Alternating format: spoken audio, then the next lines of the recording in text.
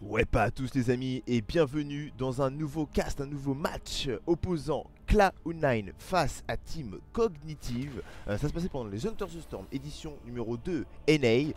C'est dans un petit qualifieur et du coup à droite Cognitive en orange ou rouge, hein, ça dépend de ce que vous regardez, et à gauche du coup Cloud9 qui jouera en bleu.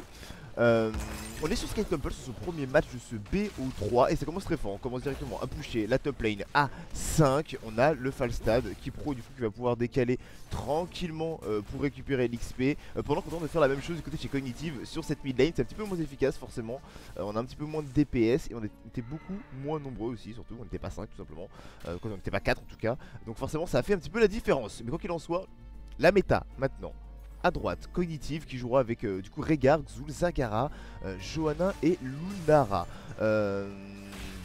Solo front lane, même si Xul est présent quand même pour pouvoir être.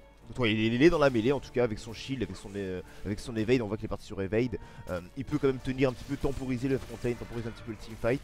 Donc on veut dire qu'il fait partie entre guillemets des tanks, hein, en tout cas dans cette méta de Cognitive. En tout cas cette front lane, il est présent. Et il va pouvoir en tout cas deny le jeu adverse de Cognitive, de Cloud9 pardon, parce que si on regarde bien, on a du Thrall en face, on a 3 DPS, Thrall, Falstad et notre ami Greyman, donc 3 DPS, 3 personnages qui ont quand même une partie de leur DPS qui est tirée de leur auto-attaque. Et donc en tout cas si Xul arrive à calquer un petit slice bien placé, ça peut être intéressant. Les Temples qui ont popé, pour l'instant là c'est le support qui est sur le spot de la top lane du côté de chez Cognitive. En bas Falstad est présent, il va se faire un petit peu embêter par 4 pilars. Voilà, on va vouloir sécuriser. Kipro justement qui décale sur cette top lane. Attention, on va être en 4v3 pendant un court instant. Mais non, on ne fera rien, on sécurise le spot. King Caffeine qui est dessus, le niveau 4 qui était récupéré pour les deux teams. Pour ce temps-là, rien de bien folichon. Les bones qui ont été récupérés sur notre ami Xul. Justement, on voit des petits squelettes supplémentaires qui pop au moment où vous faites votre cage. Peut-être. Et ça proc le heal des minions proc sur la cage. C'est ça qui est cool. Bon, le heal n'est pas folichon, mais il est quand même existant en fait. Voilà, simplement.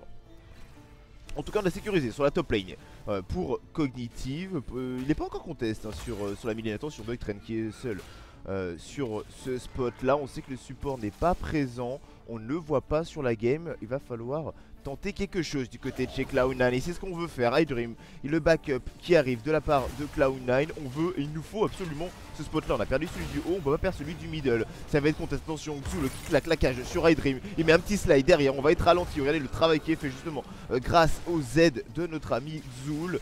Et ce sera pas contest je pense. On va devoir battre, on n'a plus beaucoup grand chose. Attention Kipro qui se prend quand même pas mal le petit poke de la part de la Lunara sur ce spot là. C'est sécurisé pour Cognitive. Le Q-Spell qui part, attention sur Io.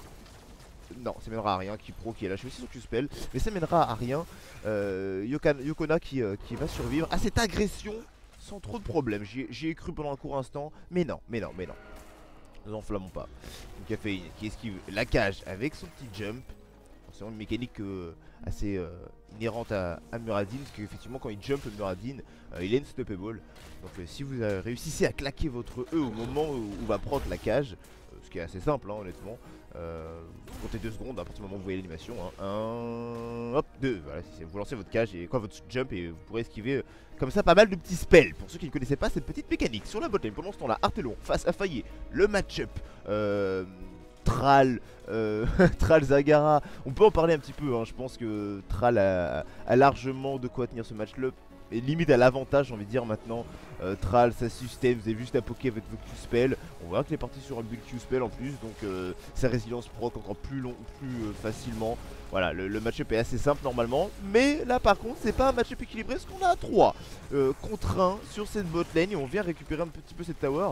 Et l'XP, ça se ressent à l'XP. On commence à gratter un petit peu. On a de l'XP qui dort un petit peu, je pense, du côté de chez Cloud9. Bah non, on n'a plus grand chose qui dort. Si, sur cette bot lane, on a l'XP qui dort. On a le wall qui permettrait de rattraper ce retard. Attention quand même au décalage, on va disengage, le backup n'est pas suffisant. 4 pilars qui vient récupérer 7 XP sur cette mid lane. Le niveau 10 qui est très important, qui est très important pour Cognitive. C'est vrai que Xul dans cette composition 3 DPS quoi, en tout cas face à lui c'est 3 DPS donc 3 cibles qui n'ont pas forcément beaucoup de points de vie. Un dot ça fait très mal en zone. Il va pouvoir vraiment ouh le qui a été loupé de la part de King Caffeine, c'est dommage. Maintenant on se fait harasser un petit peu par les Hydrails. Attention, peut-être qu'on va avoir la réponse de Cognitive. Non, on redisengage tranquillement. Artellon en backup sur le côté, il était présent. Quoi qu'il en soit, le poison va faire très mal au carry, c'est ce que je disais. Donc attention à surveiller quand même ce Trami Xul qui peut faire un carnage dans les rangs de Cognitive. On parle de Xul, justement, le XP de King Caféine qui a été loupé. On loupera pas celui du terre, j'espère bien, c'est le Judgment. Ça vient sécuriser le kill de Xul. Ça c'est moche, c'est très moche. Juste avant le Temple, malheureusement on va pas pouvoir du coup le contest du côté de chez Cognitive. Et ça c'est une erreur, c'est une petit misplay, il fallait pas mourir maintenant. Malheureusement on l'a bien compris, ça ne servait à rien. Et du coup on va gratter un petit peu d'XP. On push et on appuie le push sur cette top lane avec Lunara qui a bien anticipé l'arrivée de Kipro et qui lui a mis un joli petit QSP à l'arrivée. Genre bonjour, je t'ai vu arriver, cadeau d'arrivée, bienvenue. Voulez-vous un petit apéritif? C'est un Q-spell, des petites plantes. C'est bio, c'est à l'aloe vera. C'est fait par Lunara. Allez, on récupère le niveau 10 du côté des deux teams en fait. Finalement c'était assez rapide. La soufflette, la fissure qui était récupérée, le Divine Shield, la fracture, le croquage et le Muradin qui hésite encore un petit peu. Je pense qu'on va partir sur Avatar quand même, on va pas faire trop le malin. Le punch, ça se voit surtout qu'on est en duo tank et qu'il y a vraiment quelque chose pour celui derrière. Je pense que là on va partir sur Avatar, quoi qu'il en soit. En face, pendant ce temps là, on a l'IH, le poison qui a été récupéré par Xul, l'amo, le shield et l'ultimate de Pok pour le Nara. Forcément, on n'en attendait pas moins de cette jeune demoiselle. Niveau 10, on a sécurisé le temple du coup pour Cloud9 sur cette botlane, forcément à cause de la mort du Xul. On va reprendre et on va chercher maintenant à engage et à forcer un petit peu le fight. Et c'est Cognitive qui est à l'honneur et qui va ouvrir les hostilités en pushant sur cette botlane. On est accompagné de rien du tout, on n'a rien du tout, mais on veut surtout clear un petit peu la wave avant que ce T1 ne se fasse récupérer salement. On poke un petit peu avec Artellon qui va se prendre la cage de Xul. La faux seal qui ne touchera personne malheureusement. Pour l'instant là le call Daisy qui a été fait du côté de chez Cognitive justement pour soulager un petit peu cette bot lane qui se fait quand même bien malmener et qui a un fort qui lui demandera bien d'être soigné par une petite mule. Attention, c'est parti peut-être sur Artellon, le slice qui est parti sur Artellon. On n'ira pas plus loin malheureusement. On prend un sacré poke là quand même de la part de Lunara. On va disengage du côté de chez Cloud9, on l'a bien compris. Cognitive, il faut engager maintenant l'ultimate de Johanna qui est parti sur Artellon. La cage qui part juste après, la soufflette de Falstad pour temporiser tranquillement. On n'a rien à craindre, on temporise très bien du côté de chez Cloud9 et c'est bien joué contre le poke de Lunara. Maintenant on n'a plus beaucoup de CD, on n'a plus l'ultimate de Johanna, va peut-être falloir y aller. Dream qui commence un petit peu à croquer sur la frontière, la fracture qui vient isoler 4 joueurs du côté de chez Cognitive. On récupère la Zagara, c'est du 5 contre 4. Le Nova Poison qui a été lâché. Regardez-moi les DPS qui est fait sur les teams de Cloud9. Ça suffira pas malheureusement. Cognitive se fait récupérer justement juste derrière. Et la Johanna qui va en prendre pour son grade maintenant qui se fait récupérer. Le POC est juste monstrueux. Mais c'était un petit peu tard. C'était vraiment tard malheureusement de la part de notre ami Xul. J'ai l'impression. Le DPS qui arrivait très tard. On revoit un petit peu le teamfight. Dream qui va commencer à croquer. La fracture qui vient isoler tout le monde. Xul qui est un petit peu derrière. Là il a pas le poison qui part. On a Ilmo qui part défensive. L'IH ne passe même pas sur notre ami Zagara. Le poison qui part seulement maintenant. Du coup pas de temporisation. On casse pas le jeu. Je pense que post-fracture ça aurait été intéressant d'avoir le poison quoi, plutôt que d'attendre comme ça. Et là juste derrière boum, le petit coup de Duck Train qui vient récupérer notre ami Johanna. C'est vraiment dommage. Pendant ce temps là les amis, les Temple qui ont popé sur le mid et sur la bot lane. Sur la bot lane on a Duck Train qui est en train de sécuriser ce petit Temple qui gratte des shots. On n'est pas niveau 13, on peut pas contester. Mais là malheureusement on sait qu'on n'est pas complet. Il y a quelqu'un qui est en train d'envoyer des shots en bas. C'est qu'on est forcément à 4 ici. Et même si c'est en niveau 13 il faudrait peut-être tenter quelque chose du côté chez Cognitive. On veut au moins en tout cas contest. Mais contest pour attendre que notre ami militaire revienne. Je sais pas si c'est la bonne idée du côté de chez Cog, mais on veut pas y aller parce qu'on n'a pas le 13 malheureusement. Parlons du 13 du côté de chez Cloud9, maintenant que c'était récupéré du côté de chez Cognitive aussi. Attention le Wolf qui a été lâché là sur Johanna.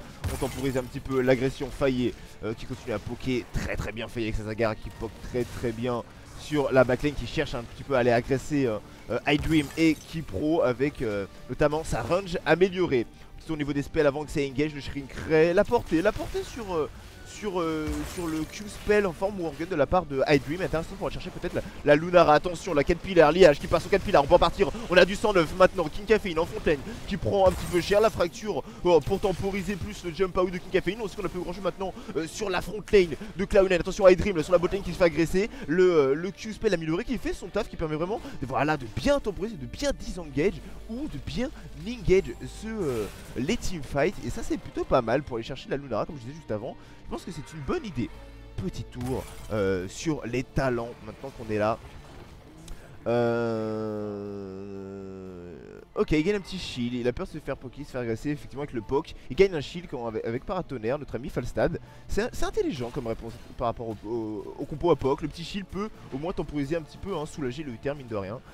Johanna qui est partie sur Cap de Flamme. Forcément on a 3 carrés en face, pas beaucoup de points de vie. Cap de Flamme ça gratte, hein, ça gratte mine de rien. Vous avez rien à faire, vous avez juste besoin d'être présent dans la mêlée, dans le teamfight et de tenir.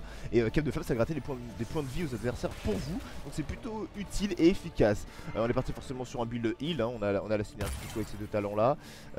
Et les creeps qui explosent, donc une volonté de split push, ou en tout cas que quand on push, ça fait de façon violente et dynamique du côté de chez Cognitive. Niveau 15, niveau 16 qui arrive à grands pas chez Cloud9. On est encore 14 hein, chez Cognitive. Si on veut teamfight, si on veut engage, c'est maintenant malheureusement, parce que quand ça sera là, il va plus falloir espérer grand chose de Cognitive et de sa team malheureusement.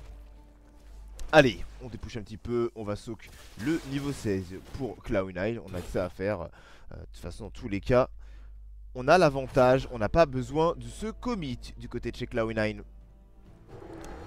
Xul qui vient soak un petit peu Styx justement sur cette top lane. Un petit peu overextend. On a vu que la tower allait se faire récupérer. On back tranquillement et pendant ce temps là c'est quoi? C'est le call boss qui est fait, ou si je ne m'abuse. Le call boss qui est fait mes amis. Du côté de chez Cognitive, on a fait le call boss. Est-ce que ça va être vu par la team de chez Cloud9? Je ne sais pas. King Caffeine qui est présent, qui va tenir la position le temps que le backup arrive.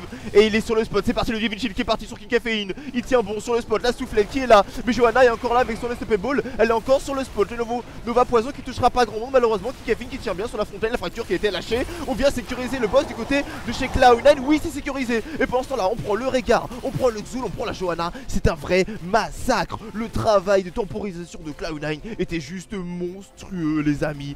C'était un massacre ce qui vient de se passer pour Cognitive. On l'a vu, King Caffeine qui prend le spot, il reste présent. Il a loupé son Q-spell encore une fois malheureusement. Mais regardez là, le Divine Shield qui est présent. On peut rien lui faire à notre ami King Caffeine pendant ce temps là. La soufflette qui n'a pas mis à mal Johanna malheureusement. Mais derrière on tient bien la fracture qui est présente et qui sort du spot. Notre ami Xul qui ne peut pas venir sur le spot taguer le boss. Et derrière on récupère tranquillement le boss et des kills. Vu qu'on n'avait plus rien à proposer du côté de Cognitive, on n'avait pas le niveau 16 en plus de cela. C'était un petit peu un all-in, c'était un petit peu un kit ou double. Mais en tout cas je pense que ça valait le coup d'être tenté sur ce move là.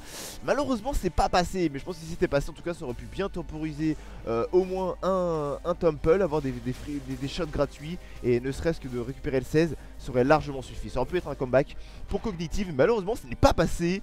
Et gros taf de King Caffeine et Doug Train avec un Divine Shield qui venait de l'espace, qui venait très loin, qui est venu totalement deny l'initiative, l'engage, le call boss de Cognitive. Niveau 16, il est récupéré maintenant du côté de chez Cognitive. On n'a plus d'excuses, on n'a plus aucune excuse pour le prochain teamfight qui sera certainement très le dernier. La cache qui est partie sur iDream, je dirais la fracture, magnifique fracture qui va isoler tous les joueurs. On vient se faire one shot notre ami Johanna et derrière c'est Nulara qui en prend pour son grade. Attention, le POC qui continue, on est en 5v4, iDream continue à croquer. Xul qui vient se faire récupérer, magnifique soufflette qui vient ralentir tout le monde derrière. Et c'est le full team qui est en train de s'opérer pour Cloud9. Et oui, full team qui vient récupérer tout le monde sur ce engage qui était juste parfait. Le flank, on le voit de la part de Cloud9. iDream commence un petit peu à croquer, qui se fait agresser. La cage qui part sur lui, on sait qu'on a plus la cage à proposer. Derrière, Johanna qui prend déjà très cher avant même que le teamfight engage. La fracture qui vient cesser tout le monde derrière. Donc aucune réponse, aucune IH peut partir.